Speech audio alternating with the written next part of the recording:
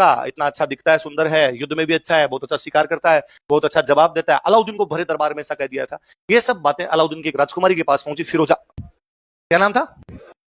फिरोजा की सहेलियों ने फिरोजा को जाके बताया कि और तूने वीरमदेव के बारे में सुना कि नहीं सुना? उसने, कौन वीरमदेव? क्या बात करते हो, इंस्टा भी नहीं चलाती। फिरोजा ने वीरमदेव को इंस्टा पे फॉलो किया।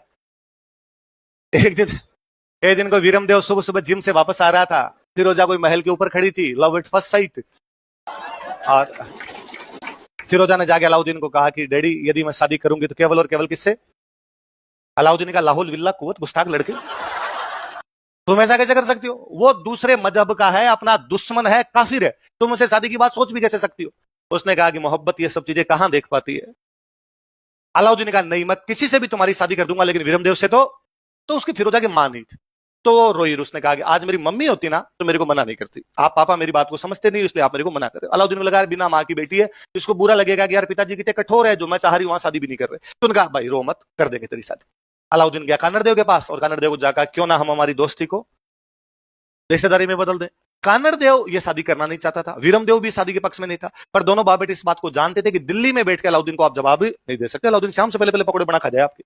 तो उन दोनों ने कहा, अरे यार कितनी बड़ी बात कर दी तूने, तू यार बड़ा सुल्तान है, तेरे बेटे के रिश्ता, तेरी बेटी का रिश्ता किसी बड़े सुल्तान के बेटे के साथ कर। हम तो यार जालोर के राजा क्या यूं रिश्ते कर रहा है? अलाउद्दीन ने कहा, अरे नहीं, इसमें क्या छोटा बड़ा राजा की क्या बात होती है। वीरमदेव सुंदर है, प्री पास हो ही गया, मेंस भी तैयारी भी अच्छी है, हो ही जाएगा, इसका इंटरव्यू मैं करवा दूंगा, तैयारी इसको चिंता ही मत करो, और मैं इससे करूंगा। तो उन दोनों ने कहा कि हमारे पास शादी करने के लिए रुपए नहीं है।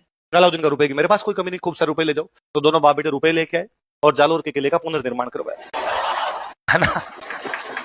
फिर अलाउद्दीन को मैसेज किया कि हम तो ब्याह आज करें, कल जो तेरे जी में हो ना वो कर लेना। अलाउद्दीन ने कहा, तू मेरे पैसे खा गए तो खा गए। तो अलाउद्दीन ने कहा, मैं अटैक करूंगा। फिरोजा को पता चला, फिरोजा ने कहा कि नहीं डैडी प्लीज ऐसे मत करो, अटैक मत करो, और मैं उससे शादी करना चाहती हूँ। तो अलाउद्दीन ने कहा, तो बात करता हूँ उससे। उसने कहा, मुझे जालोर जाना पड़ेगा, क्योंकि उसने इंस्टा फेसबुक मुझे ब्लॉक मार दिया,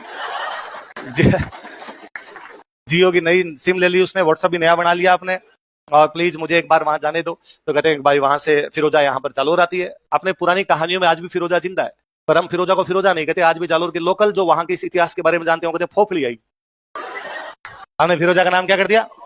जो फोफली आई, फोफली यहाँ रह के गई थी, बाकायदा जगह तक बताते हैं फिरोजा आई, लेकिन वीरमदेव ने मना कर दिया, कामा फिरोजा से शादी। फिर फिरोजा की दाई माँ थी, दाई माँ समझते हो? फिरोजा की दाई माँ थी, उसका नाम था गुलविहिस्त। क्या नाम था? वो बेचारी यहाँ समझाने के लिए आती है वीरमदेव को, भाई तू शादी कर ले। तो वीरमदेव उसको भी कहता है कि नहीं भाई, मामो लाजे भाटियान कुल लाजे चौहान, जे मुंह परनो तुर्कड़ीन उल्टो उगे भाण।